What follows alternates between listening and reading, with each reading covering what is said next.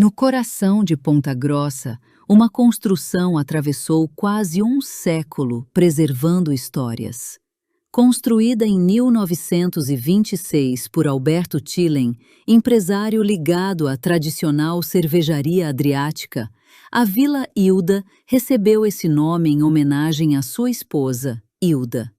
Com inspiração europeia e detalhes arquitetônicos marcantes, o casarão representava o período de crescimento e prosperidade vivido pela cidade, impulsionada pela ferrovia e pela industrialização.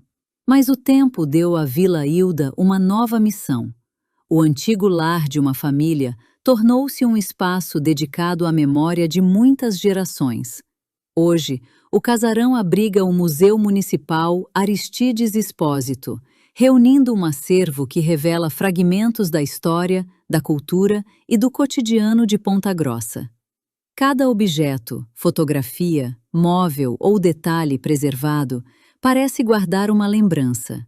Ferramentas que contam histórias de trabalho, peças antigas que mostram costumes, tecnologias que ficaram no passado e registros de uma cidade em constante transformação.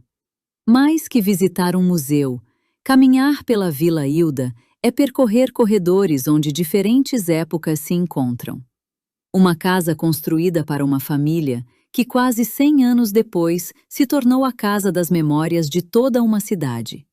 Mas entre tantos registros guardados pela Vila Hilda, um deles escapou das páginas da história e entrou para o imaginário popular. Em 1999, a fotografia feita para a capa da lista telefônica Paraná Sul revelou um detalhe inesperado: um rosto refletido na porta do antigo casarão. Coincidência, reflexo ou mistério? A resposta talvez importe menos que a lenda que nasceu dali. Desde então, a Vila Hilda passou a guardar não apenas memórias, mas também seus segredos.